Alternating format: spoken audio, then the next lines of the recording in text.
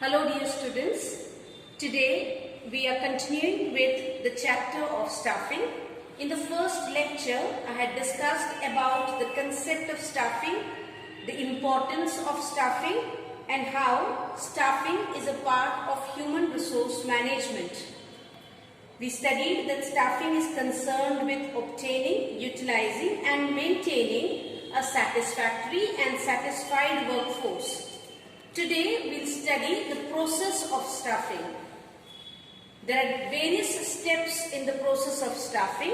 The first being estimating manpower requirements. Manpower or human resource, what we commonly know as. So estimating manpower requirement means knowing how many and of what type people are needed in the organization. How many automatically means the number of people that are required, and what type, that is what is the qualification or what is the skill or what is the specific vacancy that is there in your organization. That is the first step that has to be done when any staffing is to be done in the organization. Knowing how many people are required. If suppose I say there are 5 people needed for my organization, and I have a say construction business.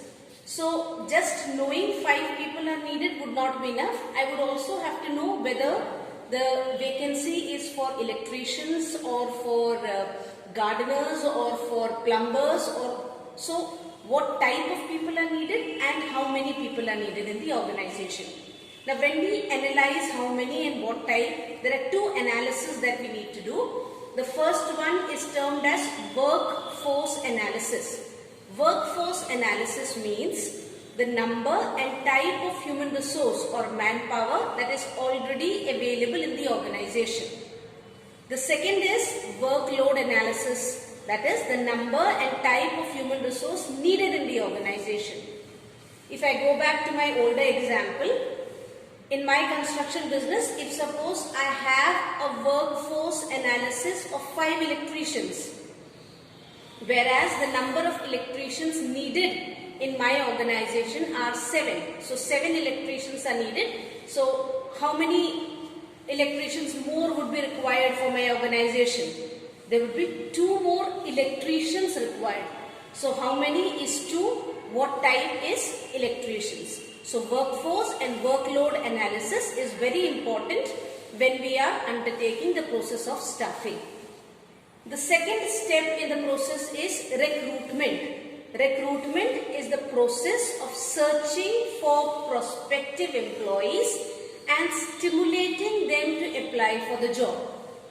The process of searching for prospective employees, because we know that there are a number of people who are unemployed in the country, but to stimulate or to find out the correct person for your organization is a very difficult task.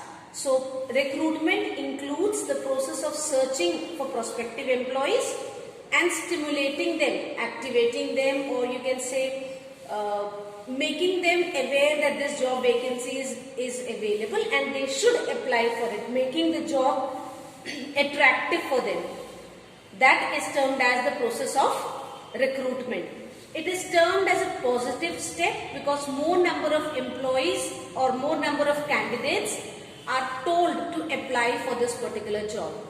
Recruitment is of 2 types. It is internal recruitment, that is the first type, that is from within the organization, or external, that is from outside the organization.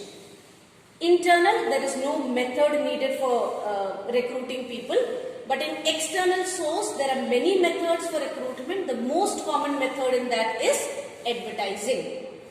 So recruitment, the definition has to be studied as such. Selection. Selection is to identify and choose the best candidate. So in recruitment you have a pool of candidates. From those pool of candidates you conduct various tests, and after each test whoever is not fit for your job, you remove those people and you continue with that particular step till you are able to identify and choose the best candidate for your job. Because a number of people are asked not to continue, therefore it is termed as a negative process. So recruitment is a positive process, whereas selection is a negative process. The fourth point, placement and orientation. We'll study these terms. They are two different terms. We'll study them differently. Placement. Placement means when the employee occupies the position for which he or she has been selected. Now, in common terms or in layman language, when we are interacting with people, they tell us that I have got placement in that particular organization. What they are actually meaning is that they have been selected for that particular job.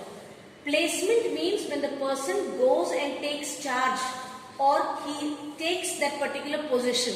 You may have seen when new ministers are sworn in or new MDs are sworn in, they are taken by the old minister or by a group of people and they sit down on that particular chair from which they are supposed to do the work.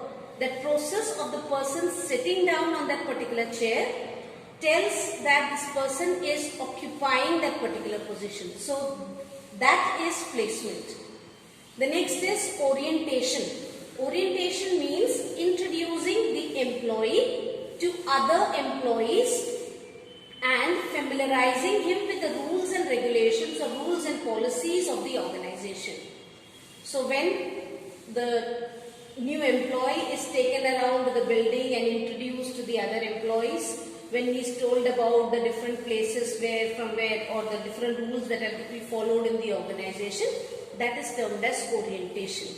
Even though in this scenario we are studying about employees being oriented, when you go in for college, you will also have orientation class. That is where all of you who are newcomers in that particular college would be introduced to the different people who would be teaching you, as well as you will be familiarized with a rough outlay of the organization. That also is termed as orientation.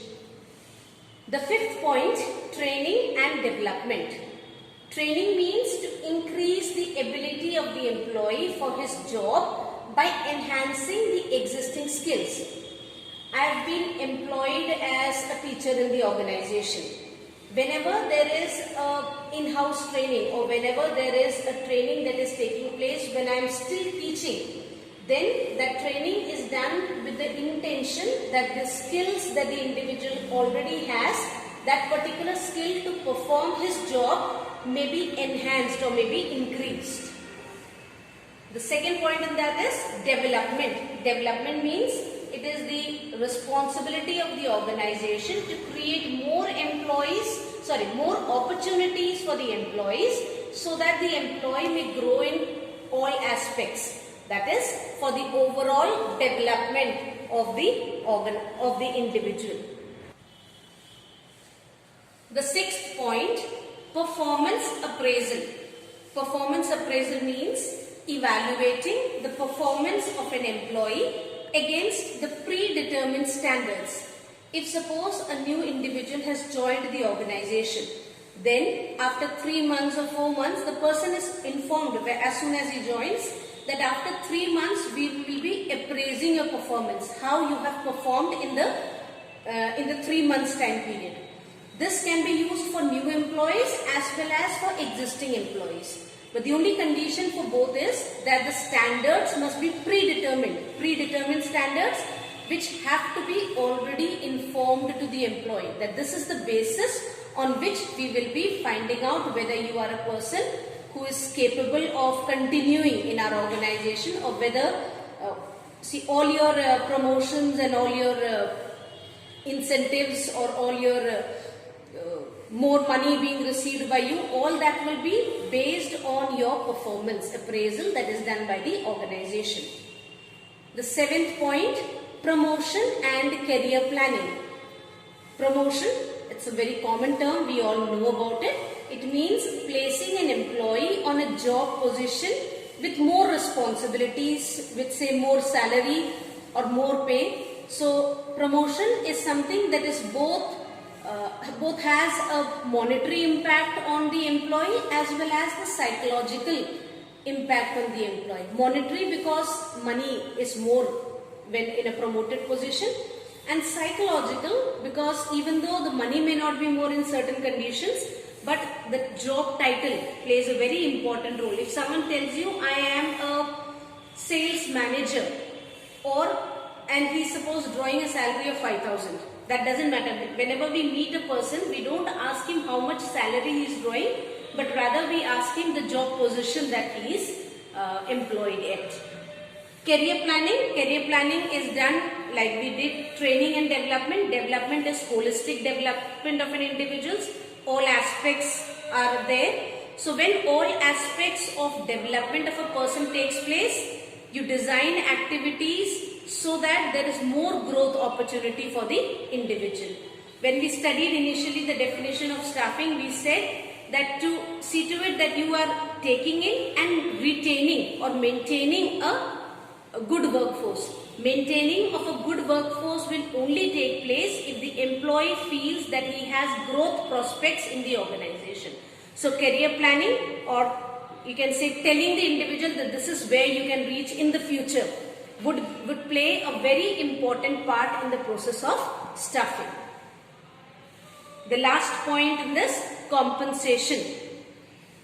Compensation is all forms of pays or rewards that are given to the employees, that is salary, bonus.